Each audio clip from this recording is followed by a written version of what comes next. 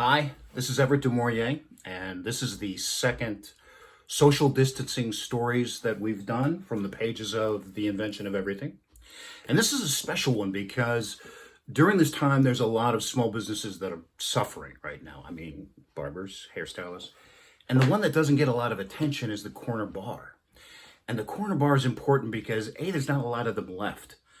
I mean, the real ones have been around for generations. These are where the places that people go to after funerals and weddings and where you know the people that work there and you know the owners and they're like family.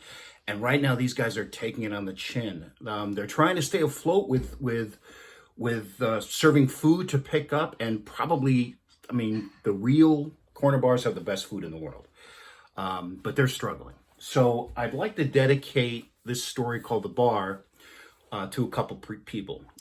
First of all, there's a place called the Terrace Tavern in Appalachian where this story takes place, and a lady named Lynn Walsh. Great lady, great place. I've also like to cheat and mention the Belmar pub in Binghamton and Jennifer James and Ed Hickey. And they're not mentioned in this book. Also amazing food. But they are one of the locations for 33 Cecil's, which is set in part in Binghamton, New York. So I did a shameless plug there. But both great places, and I want to dedicate this story to them. So let me put on these glasses that I don't need because, well, yeah, I do. The Bar. On Sunday, February 4th, 2007, the day of Super Bowl 16, our house in Vestal, New York was empty. The wooden floors that had been protected by rugs and furniture for over a decade were shiny and bare. The walls, including the ones that Debbie had me paint twice when she changed her mind on the color, were decorated only with the outlines of where picture frames had once blocked the sun. Rooms whose every noise and bump we had known now bounced strange sounds in their empty places. The new job I had accepted came with a complete relocation package, which included a team of packers and movers who marched in and took our entire life: beds, bicycles, furnitures, the kids' toys, clothes, and 11 years worth of living, and squeezed it all into one single truck. 208 square feet of moving space. Our 52 square feet per person in our household, or a little over 19 square feet for every year we had lived there. And all that life, all that stuff, was now parked in a storage lot for a week, until we could close on our new house 2 states away. So we would leave the town where Debbie and I had first met, at the health club a few blocks from our house, and where our wedding reception had been held at the Vestal Steakhouse in the Vestal Parkway. And we would leave the area we had known for years, leave the neighborhood, the family, and the familiar. But first, we would go to the Super Bowl going away party at Jennifer and Dave's house next door. The entire neighborhood would be there, and we would say our goodbyes. And then we would come home to our house for one last time. We would climb into our sleeping bags, spread out on top of air mattresses, and we would sleep. And then in the morning, we would leave. And that house at 317 Fry Avenue in Vestal, New York, the place that had been home for 11 years, would belong to someone else. Now, when we first bought the house, that was back in 1996, the move was so much simpler than this one. Going from our small apartment to the house was incredibly easy. It only took my cousin Brad and me a few hours.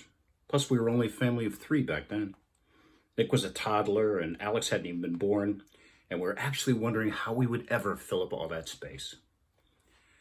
The first night we spent in our new Vestal home back in 1996, Debbie and I had sat in the living room together.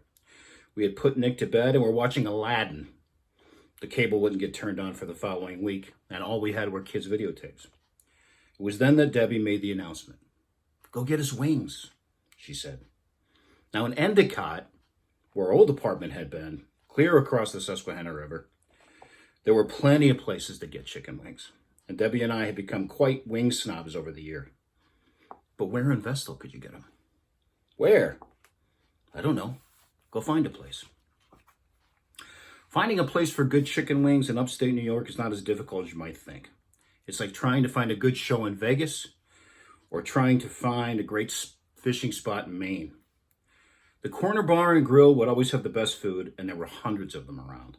So I got in the car and drove. And that's when I found the terrace. The place was packed inside when I walked in, but I made my way to the bar. "You look lost," Lynn, the bartender, said over the noise of the jukebox and the crowd. But she was smiling.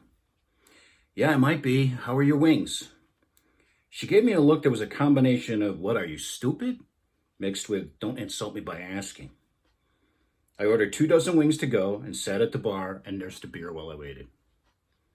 I would return again, and again for the next 11 years. At least once a week, we got wings or sandwiches or some other food from the terrace. And of course, you had to go there to order it. Actually, you could call it in, but that would remove the time at the bar, waiting, talking, and soaking it all in. And I became a regular. The terrace became my bar, and I became a part of it. I never stayed late.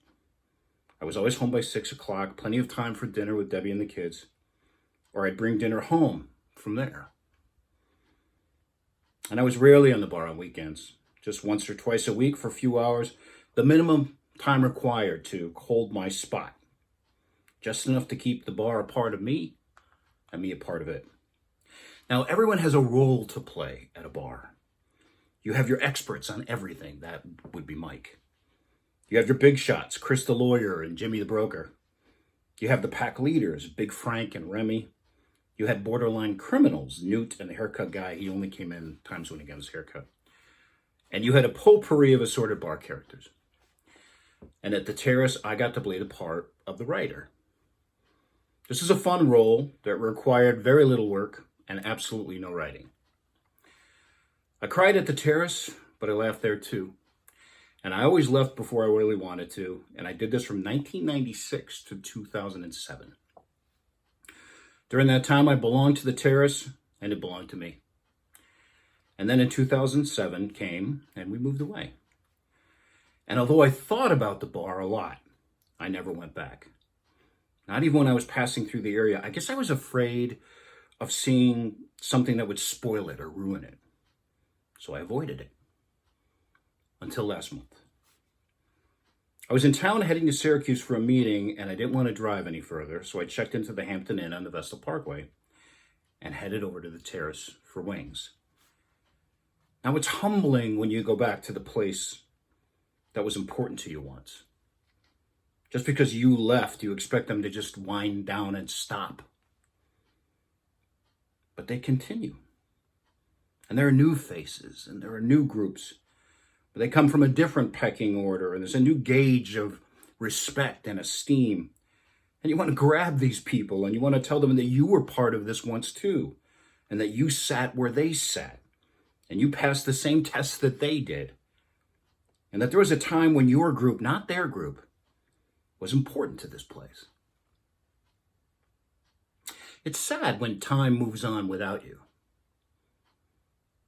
but it's even sadder when it doesn't. I just walked through the door of the terrace and was working my way towards the many empty bar stools when I heard my name called. Then I heard it again and again. After all these years, they were still there. Mike, Sam, Big Frank, Remy, Lynn, all of them. They were all still there. And I sat at the bar and I ordered my wings. And the back slaps and the handshakes started. And then those little blue plastic chips began to build up around my beer glass. Indicative that someone had just bought you a drink. This one's from Mike. This one's from Big Frank. I took my position back. I learned that the great crowds are now gone from the terrace. The once strong blue-collar area where it's located has dwindled in numbers. With most of it, the coveted, high-paying factory and manufacturing jobs pretty much all gone. Many of the buildings nearby are empty, and some with broken windows and grass growing from the employee parking lots that once held hundreds of employees, cars, and trucks. So even the bar's large crowds have moved on. The people at the terrace who once held court over them have remained at their post. Since I've moved, I've found the time to finally finish that book I was always talking about. It won a few awards and was actually being taught in schools. And although they all knew about it and they teased me and they congratulated me, but those accolades didn't give me back the emotional dividend that I'd always expected they would. It wasn't that I had moved from the terrace. I hadn't. I had just moved. I cheated. I didn't graduate or wake up one day and no longer need the place. I just took the bar out of the equation. If I hadn't evaded that decision, would I still be there too? I never found a similar bar in Dover where we live now. I remember looking for one when we first got here, but to tell you the truth, I didn't look very far. I don't regret my time at the terrace, and I don't yearn for it either. That might be maturity, but I think I doubt it. It's just that over time, you begin to see the beauty in the unassuming parts of life, like work, and writing, and the house. Older men crave all these things. We thrive on it. We hunt it.